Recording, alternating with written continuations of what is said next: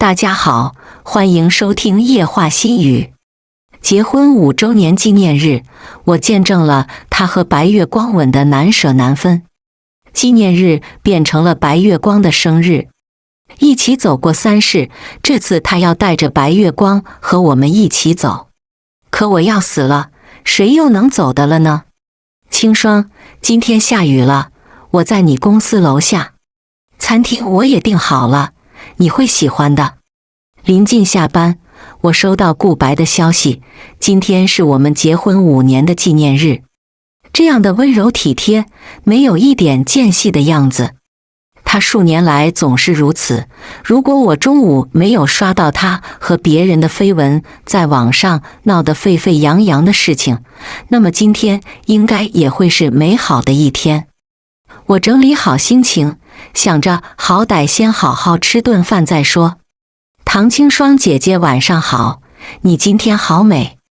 顾白下来给我拉车门，后座的窗户摇下来，映入眼帘的是浓郁的一头蓝色和夸张的妆容。说话人正是顾白公司的员工，也是顾白的绯闻对象。我好容易装出来的笑容凝固在脸上。今天是叶宵的生日，他家里没人，能跟我们一块吃饭吗？人都带到我跟前了，还这样问我，好像很在乎我的意见似的。叶小姐也没有朋友吗？有点可悲呀。我懒得给顾白脸色，瞥了眼后座的人，反唇相讥。叶宵一点生气的样子都没有，笑嘻嘻地道：唐姐姐，我的朋友不就是你吗？我很少遇到这么没脸没皮的人，叶宵算一个。我还是上了车，我倒是想看看他们到底怎么在我眼前演。叶宵递给我一个礼物，很莫名其妙。结婚纪念日快乐，唐姐姐，希望明年没有机会给你送礼物。这话挑衅意味十足，潜台词不过是说明年我已经和顾白离婚，给他让位了。我说话也一向明着难听，我明年也不想在这一天见到你。他又故作委屈地装起来，真让人伤心了，唐姐姐。青霜，叶宵也是好意，你说话就不要这么咄咄逼人了。目睹了全程的顾白看不下去了。咄咄逼人？我都快成人者了，谁家结婚纪念日带着小三一起呀？以为是坦坦荡荡大大方方，其实不过是懒都懒得装了。行了，在外人面前装的那套就别演到我跟前了。有人写故事喜欢用几生几世来表达主角的深情和浪漫，这是我和顾白觉醒在一起的第3世，终究还是难逃变新狗血的俗套剧情。顾白是个剧作家，在成名之前，以自己的人生经历写了个悲剧故事，一炮而红。男主角与相恋多年的女友分手，分手后不到1周，女友和一个富豪在一起了。后来又屡次与他纠缠不清，但还是选择了别人的故事。无非就是一个舔狗爱而不得的故事，很是俗套，没有新意。但是一段采访却让这篇故事得到升华。主持人说他写了一个背信弃义、玩弄感情的虚荣拜金女形象。他连连打断，有些结巴的反驳，他不是这样的人。有人歌颂，有人心疼，怒其不争，哀其不幸，说他是纯爱战神，赞颂他人格的高尚，敬重他的品行，分手了也不会说别人一句不好。当然也有人讽刺说，真的爱就不会写出来，把他推到风口浪尖，受世人诟病，不过是一种沽名钓誉的可耻行为。后面这种讽刺反而愈演愈烈，上升到了人身攻击的程度。但是顾白一直没有回应过只言片语。直到近日，有人扒出书中的女主角就是叶宵，又一路顺藤摸瓜找到她在顾白公司，每日与顾白举止亲密，就又在网上骂叶宵小三，说顾白舔狗渣男。于是护短的顾白为了保护叶宵，就公开采访，说叶宵真诚坦然、善良大方，又说二人都有对象，希望不要把他们捆绑在一起。这回应堪称无懈可击，但是清醒的网友已经不好骗，依旧追着骂。已经有家室了，两个人一点分寸都没有，也不会避嫌，真恶心。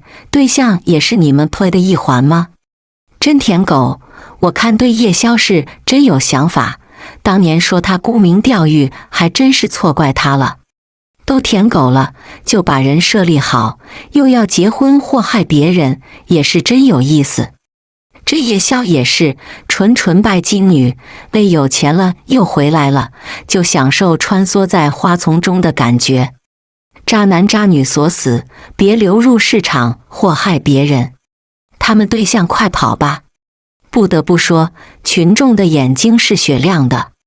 2年前，叶宵刚进入顾白公司，他们就非常熟络。叶宵甚至经常坐顾白的车回家，或者去我家吃饭。他经常讨好我，但是我对自来熟的人有点防备，又因为顾白对他照顾有加，很难不对他有敌意。直到今天，我才知道，原来她就是顾白故事里的女主角，也就是网友所说的白月光。吃饭的时候，顾白叶宵都给我夹菜，顾白装的一副温柔体贴的好老公样，叶宵则是好朋友的做派。你们这样有意思吗？真把我当傻子？啧，叶宵叶晓，别说我还真挺像傻子的。叶晓就是顾白写的故事里女主的名字。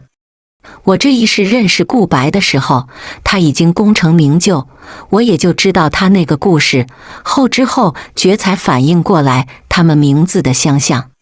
清霜，我已经说得很清楚，我现在和叶宵就是朋友。是啊，唐清霜姐，今天说清楚也好，你也就不用猜忌我们有什么私情了。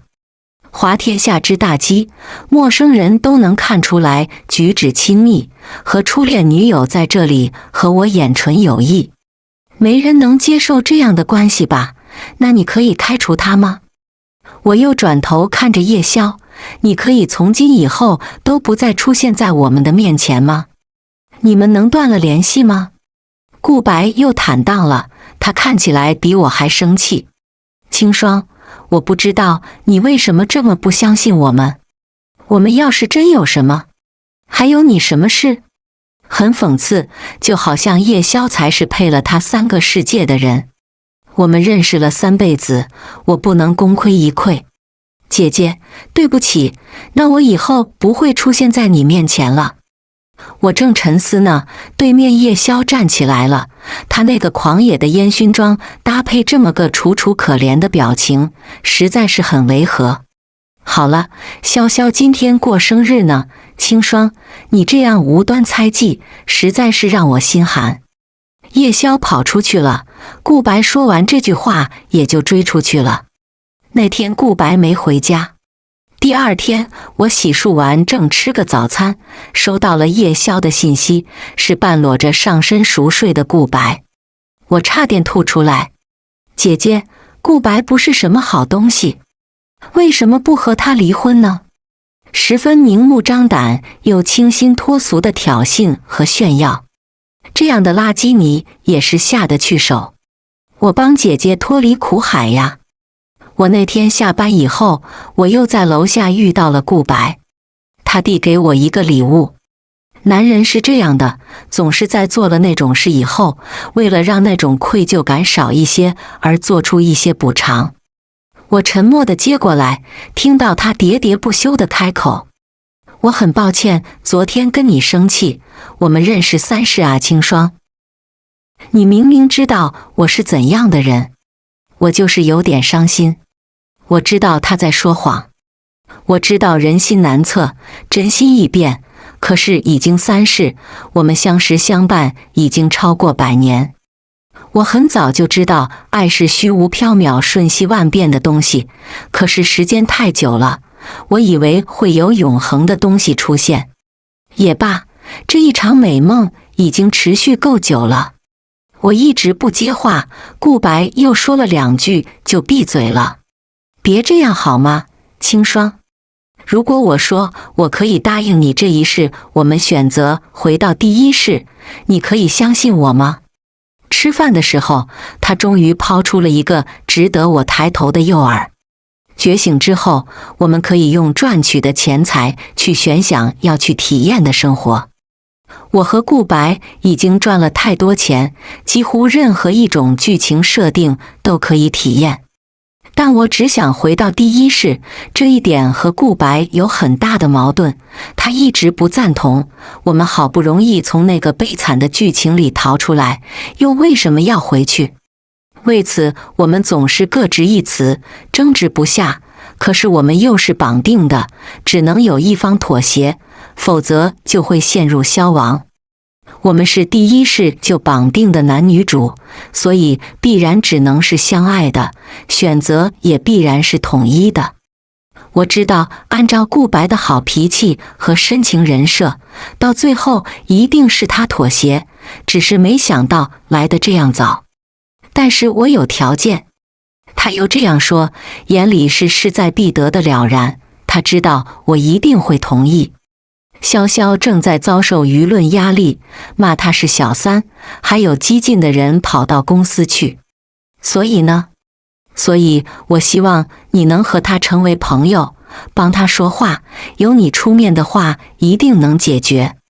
他这么轻易的就同意了与我争执不休的问题，原来是为了维护他的初恋女友。我当然同意了，只要能回到第一世，我愿意付出任何代价。于是我们和谐地吃了一顿饭，拍了照片，写了文案，说我和叶宵也是多年好友，希望有心人不要恶意揣测。然后他们俩人又在评论区回复了几句，舆论风向就又转变了，这样的轻而易举。大概是觉得拿捏我过于容易，顾白现在装都不装那些相敬如宾、夫妻恩爱的戏码了。他不再逼着我跟叶宵打电话，他前脚出去，我后1秒就能收到叶宵挑衅的信息。姐姐，你还真是忍者。他和我炫耀他们在街头唱歌，组乐队，一起去滑雪、跳伞，挑战极限。唐清霜以前不是这样的，她现在就像木讷沉默的树，毫无生气。又或许是太久了，我和她相识100多年，居然已经过了这么久。人总是善变的，我已经很不错了。这是叶宵发给我的录音。等闲变却故人心，却道故人心易变，很恶心。我生病了，还是绝症，这是一个契机。当年选这个剧情，就是为了早点死而回到第一个世界。我打电话给顾白，想商量着早点离开。不出意外的得到拒绝。潇潇做饭把手切了，你身体一向挺好，去诊所自己开点药吧。他听见我嘶哑的喉咙，只是以为我感冒，我又剧烈的咳起来，咳出来一口血。这时候手机已经挂断。我在医院住了1个星期，来看我的第一个人是叶宵。他带了花和水果，关切地询问我的病情。对不起，是因为我吗？他没了聊天页面嚣张跋扈的样子，垂下头，很愧疚地道歉。要说真的，我挺感谢你让我看清他。他倒给我一杯水。我知道你为什么不离婚了。他眼神变得有些悲哀和愤怒，我感到一股强烈的不安从心里升腾起来。你以为你跟他回到第一世，你们重新来过，他就会变好吗？你离了他就活不下去吗？我脑子里像是断掉一根弦，一阵天旋地转，眼前一片白。我恍惚听见一个冰冷的机械音，任务失败，通往原世界的大门即将关闭。我好像在梦里，看着那道光源奋力奔跑，尝试无数次，沉重砸在我眼前的只有厚重黑漆的铁门，光亮被关在门外，只剩密不透风的黑。我醒来的时候，顾白在我床边。对不起，清霜，我不知道你生病了，这样也好，我们就抓紧离开这个世界吧。叶宵也觉醒了，他会和我们一起走。我不知道是不是系统只联系了我一个，我们回不去了。叶宵不是觉醒的，所有的事情都是顾白告诉他的。我们扰乱了新世界的秩序，那道门关闭了。第二个原因是顾白已经变心，我们不再是绑定的男女主，我们只是这个世界的普通人了。从今往后，生老病死，自然消亡。我这时候才感受到异常的愤怒，我忍受了这么久，我把底牌亮给顾白，受尽屈辱，还是前功尽弃。啪！我用尽全力扇了顾白一巴掌。我可以肯定，如果我手里现在有一把刀，我一定会毫不犹豫地刺进去。你为什么不去死？唐清霜。他愣了半天才喊我跟他一个人是去不了新世界的，你总是善良。我用巴掌打断他的话，别装了，一切都结束了，谁都去不了的。怎么会？清霜，你别吓我。这就像是永生，谁都会害怕原本无尽的寿命有了限制。可是他忘了，自从我们可以选择世界以后，其中的条件是真情与忠诚。曾经我们都嗤之以鼻，觉得爱果然是最珍贵最值钱的东西，而我们毫不费力就拥有了永恒的爱。不管几生几世，我一定会爱你如初。时间不会冲淡感情，只会在长久的陪伴中变得日益深厚，无坚不摧。很可笑，我早该知道的，承诺只在说出口的那一瞬间算数。说起来很愚蠢，直到那个大门彻底关闭，我都始终相信顾白对我是与众不同的，他会回心转意。他出现的时机太好了，我一直记了100年有余，直到此时此刻，我才真正就像回到那个雨夜，沉默地死在了那个冰冷萧瑟的深秋里。我的太阳很早就落了，误把路灯当作太阳，以为得到了救赎，灯灭了。我是一个孤儿，长到6、7岁被一个老人收养，于是我孑然一身的我有了奶奶和一个家。爷爷去世，奶奶的子女很少回来看他，除了逢年过节，只有我们2人相依为命。奶奶对我很好，做得一手好菜，还会给我做衣服。她永远笑呵呵的，对所有人都真诚善良。她善良，但是也泼辣。她发现我被同学欺负，会直接找到学校帮我出气。小时候成绩不好，被老师罚站，她会笑着和我说：“慢慢来。”她教会我做人，教我自信和勇敢。我不是孤儿院里没有姓氏的清霜，不是脏兮兮的受人欺负、胆怯的缩在角落的野孩子，也不是发烧没人管要睡在地上降温的小可怜。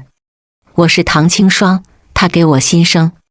可是苍天不仁，12岁那年，奶奶瘫痪，我一边上学一边照顾奶奶起居饮食。那些叔叔姑姑总是很少回来，最多给一点钱。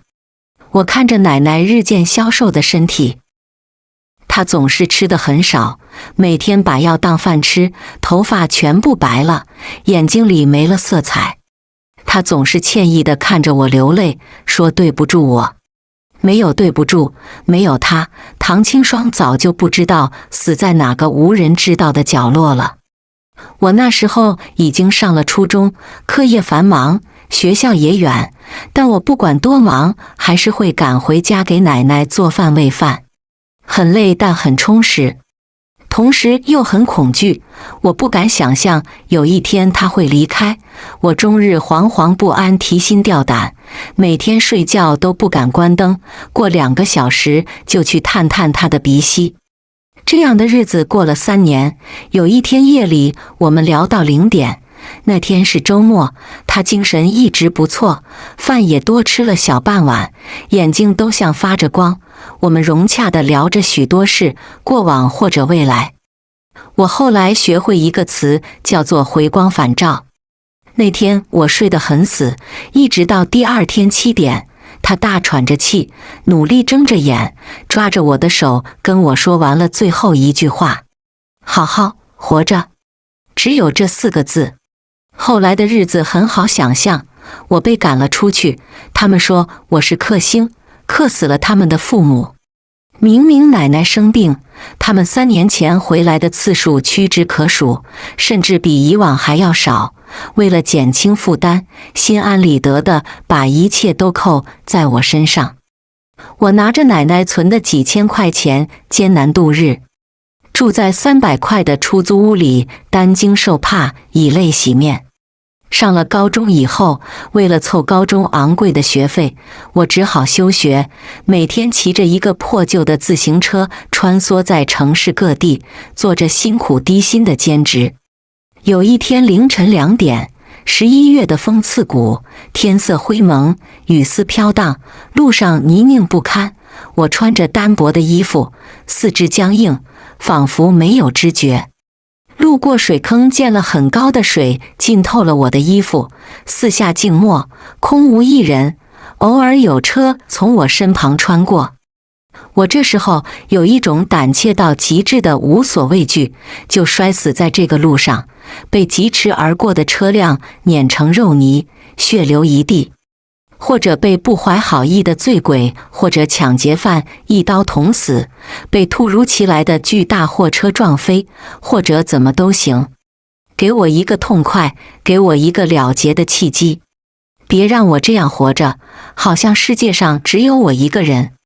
其实我很早就死了，在奶奶说完最后一句话的时候，我也跟着她死去。我痛恨一切，明明我一无所有，连最后的太阳都要剥夺。迄今为止，我的生命，我的每一寸骨血都刻着痛苦和绝望。一个巨大的打滑让我摔在地上，天色依旧是灰败的白，雨丝飘进我的眼睛，又从我眼眶滑落。我一动不动，好像失去所有力气。哭完这一场，让我见到你好吗？我闭上了眼睛。有人背起了我，我想起奶奶带我走的那天，我从车上睡着，醒来的时候是在她的背上，单薄瘦弱却温暖至极。月光下是我们长长的影子，那是一个美梦，任何片段都温暖轻快，好像定格在收音机里泛黄而陈旧的回忆。物换星移，暖色的黄变成了灰暗和黑漆，树影如同幽灵，风声呼啸。我好容易看到那个熟悉的影子，我奋力地跑，却怎么也抓不住。我竭力嘶吼，却发不出一点声音。原来还是一个噩梦，我是被人叫醒的。那个人就是顾白。我愣了2分钟才清醒，他把纸巾递给我。怎么在梦里都哭得这样伤心？顾白是我们的班长，他找过我，说可以为我申请贫困补助，我拒绝了。他开始频繁地出现在我的生活里，竭力说服我去上学，说有很多补助，只要申请就可以。后来我还是去上了学，再后来我才知道，那些高昂的补助全部是他自己掏的钱。我沉默内敛，眼神灰败，仿佛一片死海，没有波澜。他太过明朗炽热，他给我买早餐，给我送礼物，教我做题目，他温柔又不容拒绝地擅自闯入了我的人生。我不配得到任何人的爱，反正都会失去，如果都要离开，一开始就不要进来。我自己都浑浑噩噩，得过且过，倘若没有奶奶临终前的那句话，我根本活不到今天。我大概也恨我自己，被他们洗脑，觉得是自己克死了奶奶。我对我的人生和未来不抱任何期待，我连自己都给不了自己爱，更不敢奢求别人。我一直都知道的，那种概率比中彩票还要低上100倍。爱是最轻而易举又最强求不得的东西，可是它的迷惑性实在太高，我那时候只有16岁。我漂泊半生，孤身一人，那种被世界抛弃的孤独感让我痛不欲生。我还是当面把他拒绝了，他似乎有些伤心，但是还是只是说，喜欢你是我一个人的事，你不要觉得要负担。于是那些直白的炽热变成了默默无闻，我依旧难以忽视在晚课结束后默默跟随的身影，依旧不能对那些随意又小心翼翼的好视而不见。转机发生在一次地震，我租的那栋房子本就是一栋危楼，被覆盖在废墟里的时候，我依旧感到畅快，就像我等待已久的机会终于降临。我听到营救人员的声音，我并没有出声，静静听着他们离去的声音。我放心地闭上眼睛，我脑袋混沌困倦至极，又被一个声音吵醒，哽咽地变了调，哀伤又悲痛。我依旧认出来，那是顾白的声音。他喊我的名字，这个世界只有他会找我了。唐清霜，清霜，你活下来吧，求求你。求你了，应我一声吧，清霜。那时候我又想，我似乎并不是一个人，似乎能够活下去的。我是被期待的，我是被珍视的，也是有人为我痛哭流涕的。我不是地底不见天日的野草，不是空谷里悲鸣哭泣的风。顾白，于是黑夜被光明吞噬，那种光亮刺得我泪流满面。从多年前我就知道，被爱的第一反应是鼻酸和眼泪。我看到面前的人，他双手灰黑，指甲里泥土粘着鲜血，整张脸也粘着泥土，脸色通红，汗流不止，衣服脏乱破旧。那时候我沉寂已久的心脏重新在胸腔中跳动起来，连带着唐清霜的灵魂，唐清霜的悲喜和感动一同回到了我的身体。于是我们交换了心脏，灵魂相通，把一切都给予对方。我时常对爱这种形式感到惴惴不安，患得患失，可是太久了，久到我已经忘记失去的痛苦，我居然获得了一个人长久的永恒的爱。第一世结束的时候，我们相拥而眠，心里想的是遇见你三生有幸，若有来生，没想到真的有来生。第二世也相当顺利，那时候我真的相信了，爱不会在时光里消散，只会变得厚重浓郁。我知道我们谁也离不开谁，所以一开始看到顾白和叶宵暧昧不清的时候，我真的相信他所有说的话。我全心全意信任他，换来的只是背叛和谎言。世界上独一无二的秘密，就像只有我们相通的灵魂，蕴藏着百年的爱，轻易地被他打碎，不堪一击。你还要怎么绑架我？怎么欺骗我？顾白。我告诉了他回不去的理由。不可能，清霜，你相信我，我是爱你的，我只是觉得他太像你了。你以前是张扬的，肆意的，你相信我，那是多久之前？我们在孤儿院的时候吗？很可笑，难道怀念一个人的性格而爱上别人不是背叛吗？他爱的就像不是完整的我。在奶奶去世后，我就变成了死水，我并不为此可惜，我只是为了长久地记住他，怀念他。我是静默悲鸣的风，生生世世都为他哭泣。不爱就是不爱，你早点说，不必如此的，连找个借口都这么牵强。是啊，已经过了100年，很不容易了。只是我还是很恨你，你知道吗？我甚至想杀了你。我唯一活着的祈求，能回到第一世见一见奶奶，全被他毁了。对不起，我毁了以前的我，对吗？求你了，清霜，给我一个机会，让我们重新来过，就像回到刚开始那样。男人总是这样自信，他甚至以为我隐忍这么久，全是为了他。滚吧，求你，就当是为了自己，好好治病好吗？他眼里带了哀求，就像刚认识时，他总是这样看着我，仿佛我会像一阵风飘走。我冷笑一声，我在医院里痛不欲生的时候，你在哪呢？和夜宵寻欢作乐？对不起，你恨我也好，怎么都好，好好活着吧。这时候他的道歉又能很轻易说出口，他幡然醒悟，却需要我以失去最珍贵的食物作为代价。顾白走了，又来了个夜宵。对不起姐姐，我不知道会这样，我只是想着跟你去。没看出来，你也是够痴情的，当年为了钱甩了他，很后悔吗？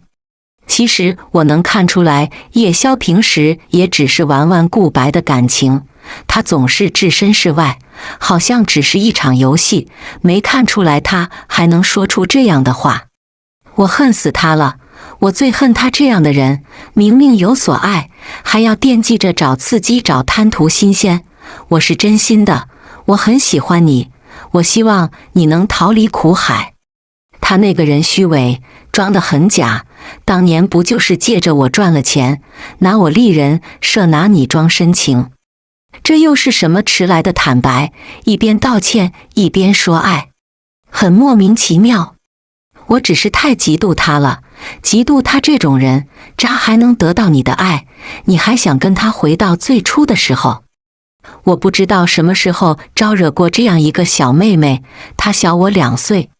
她听见我问，坦然道：爱需要理由吗？我对你一见钟情，可是你满心满眼都是那个人，渣，他凭什么呢？我对你的好，你通通视而不见，还觉得我是因为喜欢顾白而故意为之。我会让你看清他的真面目。顾白喝醉后和我说，你们认识许多年，我就想我也可以，只要你跟他离婚，我会让你看到我的真心的。可是你居然能做到视若无睹，不管他做出什么过分的事，你始终无动于衷，就像是爱到极致，只要不闹到你跟前，你都能忍。你知道顾白跟我说什么吗？他根本不想回到那个时候，在孤儿院处处受人冷眼，受人欺凌。他觉得那段时光是耻辱，他觉得你们的曾经是耻辱。够了！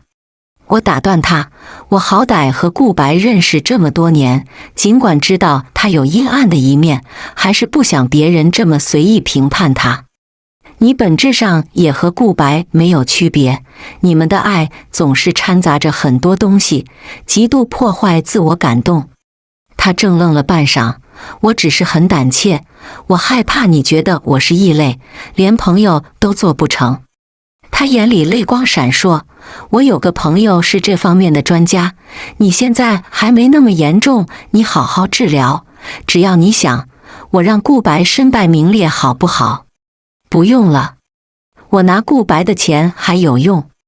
夜宵走后，系统的声音又响在我耳畔，恭喜您获得破镜重圆剧情值，真爱数值是之前的2倍，可以随时找我穿越世界。可笑，破镜重圆，我这辈子最讨厌的梗，碎掉的镜子粘好，也全是斑驳丑陋的痕迹，和好也如不了出。可是失而复得的喜悦实在太盛，远远超过一直相伴的细水长流。人总是贱，有时候明明知道是重蹈覆辙，依旧愿意重新来过，说是给彼此机会，不过是一种幻想，一种苟延残喘而已。如果我要一个人回去呢？当然可以，只是这需要对方无条件地把所有钱财赠予你，就像自愿抛弃自己，成全对方。我发现顾白每天晚上都来守着我，他也不睡觉，就坐在我床头看着我，仿佛一座沉默的枯井。在医院的第2个星期，我难忍剧痛，从医院逃跑了。被顾白找到的时候，我正在公园的一棵海棠树下，暮色降临，一切都与许多年前重合。7岁从孤儿院与顾白分别后，我们12岁才重逢。下学期转学上初中的第一天迷路了，在街上乱窜，找不到回家的方向。我偶然间被一束繁盛的海棠树吸引，被一个陌生的声音叫了2声才回过神。天地万物都镀着温和的橘黄色，顾白站在夕阳里。顾白冲过来抱住我，他在发抖。我记忆一直很好，地震的那天也是如此。在那面前，除了生死都是小事，及时相爱吧，别让一切溜走。我们已经拥有过最好的时间了。他的眼泪蹭在我颈窝，是温热的。可以原谅我吗？让我做什么都可以。可以为我去死吗？他认真的点头，可以。我失笑，可是这样痛苦的时间也太短了。我不要你的命，我要你的钱，全部。他还是说好。谢谢。我是真诚的，顾白的爱有期限，但是也确实够久了。只要谁再让我见一见奶奶，他就是我的救世英雄。他说对不起，不好意思了，背信弃义的人跟我一样痛苦都还不够，你要比我痛苦100倍1000倍才算还完。谁让你当初接住我又把我扔掉呢？如果不是你，或许我早就见到奶奶了。我在他怀里说完了最后一句话，我恨你，我要他此生不得善终。再次睁开眼，还是在海棠树下，我回头瞥了一眼，赶紧往前跑。我没注意看路，一头撞入一个人的怀抱，那个人把我扶起，校服 T 恤上是淡淡的薰衣草的味道。清霜。我直视着顾白的眼睛，坦然轻笑，抱歉，你认错人了。于是他也低头说了句不好意思。我们擦肩而过。人生若只如初见，早知如此，不如不见吧。我往前走了几步，有个低矮的身影逆着光而来。奶奶。我边跑边掉眼泪，我不记得我到底活了多少年，在他面前我依旧毫无长进，控制不住突如其来的眼泪。被他抱在怀里的一瞬间，我想就算一切都只是梦，就算下一秒就破碎，就算让我朝生暮死，我也是愿意的。哎呀，哭什么？奶奶来晚了，我等你好久，我特别想你。奶奶也想你。夜宵市角，没有人教过我什么是爱。我的父母商业联姻，外人面前相敬如宾，背地里一个玩得比一个花。我从小就觉得世间一切都索然无味，凭借着张扬无畏的性格，任何人只要我喜欢，我就会得到手。顾白只是我众多舔狗中的一个，十分不起眼。我忘了谈过几天，直到后来他火遍全网，我才知道这是个睚眦必报的舔狗，着实让我恶心了一段时间。后来他有钱了，又主动联系了我，什么东西还敢来招惹你姑奶奶？顾白确实有当舔狗的潜质，他对我一掷千金，百依百顺。我对公司外的一个女人一见钟情，那时候太阳在头顶敲锣打鼓，一切都像是静止，一种令人头晕目眩的奇异。我的耳朵隔着一层薄膜，隔绝了令人厌烦的知了声、风声，甚至心脏跳动的声音。过了许久，我的心脏才妥善地回到我的灵魂，它如肋骨，与疾驰而过的车辆的轰鸣声重合。砰砰，于是我的灵魂好像重新完整。我没想到那个人居然是顾白的妻子。再完美的女人总是会有缺陷，她眼神不太好。越是接近她，我越是痴迷的难以自拔。我爱她不屑一顾的眼神，爱她冷淡什么都无所谓的样子，唯独只对顾白一个人好。只有我想要的就一定会得到。可是我越做得多，我越是极度的发狂。顾白只用存在就能轻而易举得到他的爱，这不公平。可是我又很害怕他不把我当朋友，所以我只能以情敌的身份在他周围环绕。原来他们在一起很久，整整3世，不过是时间长短罢了。他看清了顾白的真面目，而我长久的陪伴他，一定能让他明白我的爱。他生病了，他也进入不了新世界，是我和顾白害了他。表明心意后，我不敢再去见他，我没想到那就是最后一面。他死在了顾白怀里，他不是那么蠢的人，他才不会用自己的生命惩罚渣男失去爱情。自欺欺人也罢，我相信他是去了新的世界。那时候顾白已经身无分文，我随意把网上那些东西加工一下，他就变成了人人喊打的过街老鼠。我不知道我在唐清霜的人生里扮演什么角色，是恶毒的小三，还是神经质的告白者？不知道他离开这个世界的最后一刻，有没有想起我，哪怕1秒。顾白日子不好过，我没事就请人去照顾他，他整天抱着唐清霜的骨灰，好像精神失常一般。我很轻易就给他抢了。他死在第3天，唐清霜的墓碑前。去你的够男人，别脏了我姐的轮回路。我学会了爱，不是掠夺和妒忌，也不是逼迫和伤害。如果可以，有幸还能见你一面，我希望你可以让我给你一个拥抱，哪怕是在梦里也行。故事完。